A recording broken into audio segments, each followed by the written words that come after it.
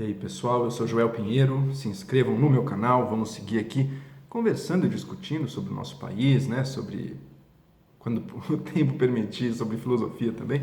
Bom, primeiro, eu não quero perder muito tempo discutindo sobre esse pronunciamento do presidente, né? Mais uma vez, ele se mostrou um verdadeiro palhaço, cujas palavras também são irrelevantes, porque apesar de tudo que ele falou, evidentemente os governadores, o Bolsonaro já teria jogado o povo na fogueira mesmo, mas os governadores certamente seguirão aí tentando encontrar maneiras de proteger a população num momento grave como essa epidemia do coronavírus, né? O Bolsonaro, ao fazer sua fala, ele ecoou o discurso de vários empresários, apoiadores também do governo, né, que têm aparecido. O velho da van, o Roberto Justus, o dono do Girafas, o Júnior Durski, não sei, que é o dono do Madeiro, né? Todos chegaram com um discurso parecido, dizendo, olha, a economia não pode parar, a gente vai perder muitos empregos, as pessoas vão passar muita dificuldade, as nossas empresas vão fechar, isso não dá para acontecer.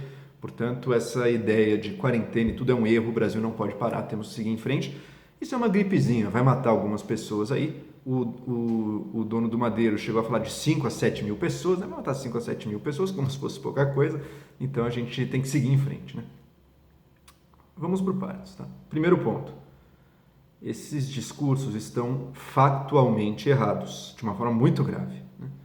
Quando o Júnior Durski fala que vai matar de 5 a 7 mil pessoas, 5 a 7 mil pessoas, essas são as medidas das quais ele é contra. As medidas estão sendo apoiadas agora, que estão sendo implementadas agora, de isolamento social, tá? Depois de teste, tudo, se elas derem certo, se tudo correr bem, se tudo não for muito fora do que está se torcendo para ir, podemos chegar a 5 a 7 mil mortes. Tá?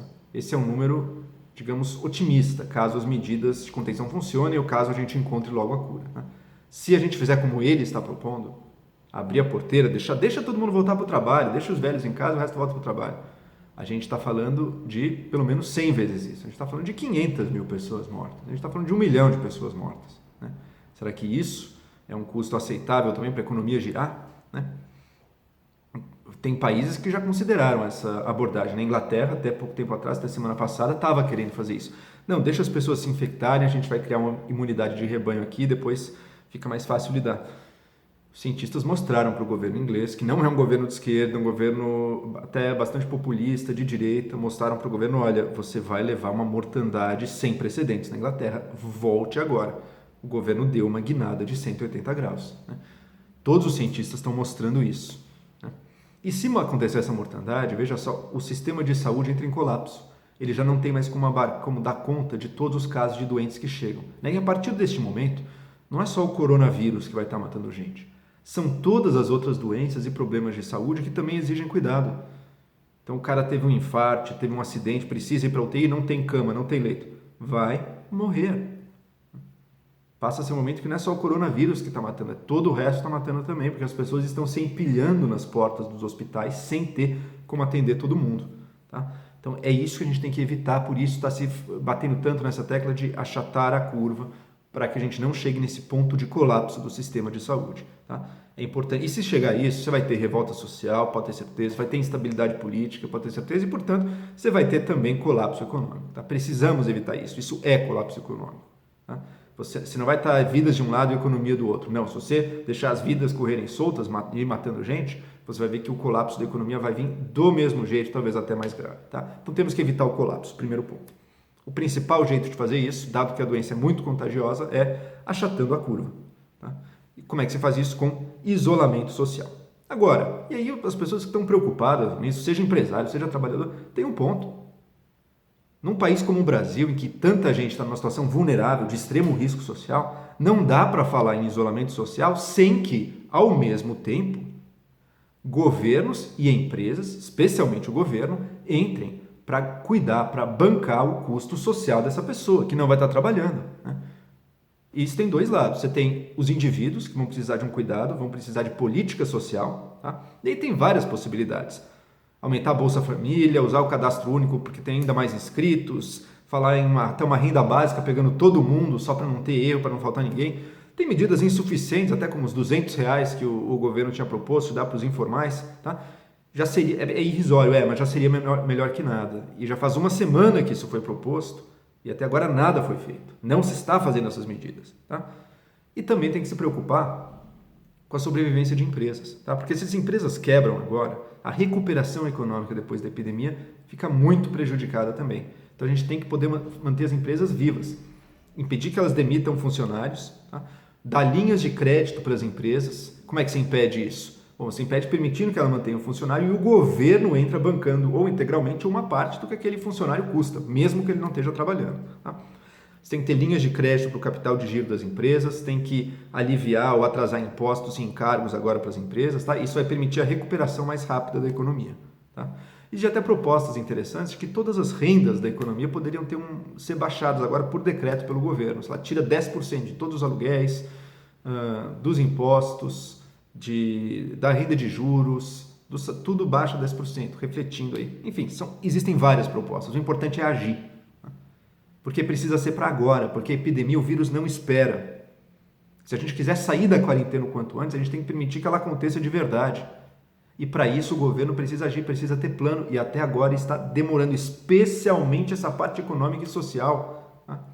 O Banco Central até já liberou algumas linhas de crédito, outros bancos também públicos as linhas de crédito, mas o governo, o gasto social direto que vai ter que ser feito está demorando, estamos esperando. Cada dia faz diferença nisso. Porque se o trabalhador não tem um colchão, não tem uma proteção financeira, como é que ele vai ficar em casa? Ele vai ter que trabalhar, e indo trabalhar ele se expõe ao risco. E mesmo que ele não seja grupo de risco, ele tem parente que mora na mesma casa da mãe, do avô, da sogra, que são grupo de risco, e aí? Deixa os velhinhos estão em todas as famílias, os velhinhos somos ou nós ou nossos entes queridos, não tem essa de deixa morrer, não existe isso. É desumano pensar assim, e é burro também, porque a pessoa não está se ligando. No caso desses empresários, muitos deles são grupo de risco, né?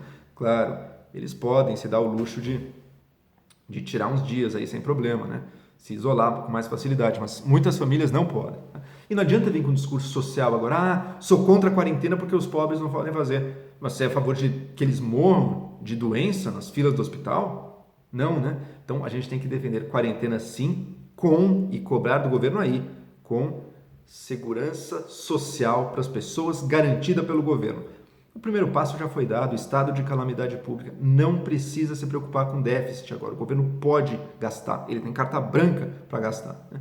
E como é que você faz para encurtar a quarentena daí? Então fazemos a quarentena e ao mesmo tempo são os gastos com saúde, aumentando a capacidade do sistema de saúde, investindo em testes e em pesquisa de medicamentos e vacinas, né? O governo já anunciou aí a compra de testes, o Ministério da Saúde não está exatamente on time, mas está mais avançado, né? Anunciou a compra de 10 milhões de testes, excelente, é o primeiro passo. Porque daí você pode começar a amenizar a quarentena. Depois de um mês, não sei quantos dias, você já pode começar a amenizar. Se você conseguir dar uma quebra na velocidade do contágio, quem sabe aí você pode administrar, vamos testando as pessoas, vamos liberando quem não está infectado, quem não é grupo de risco, pode voltar a trabalhar. Só que para isso, você precisa estar fazendo o trabalho, o investimento agora, e esse investimento é gasto direto do governo, sim. Para agora precisamos de quarentena e precisamos de isolamento social para que a gente possa ter isso, porque as pessoas não vão fazer isso, elas podem morrer de fome em casa. Para que a gente possa ter isso, o governo tem que estar bancando a garantia social de vida dessas pessoas, que eles não vão passar fome, que eles não vão passar necessidade, ninguém nesse país, tá? Então é um erro. Quem está cobrando o governo para levantar a quarentena, quem está batendo palminha para o discurso do Bolsonaro, é um cúmplice de assassinato em massa. Isso não pode ser feito agora. O que tem que ser feito vamos ter a quarentena e onde é que a gente cobra o governo? Na direção contrária, faça a quarentena sim, mas cadê os gastos sociais? Cadê o plano agora? Não basta anunciar. Anunciou semana passada, cadê o programa funcionando agora? É isso que a gente precisa, tá?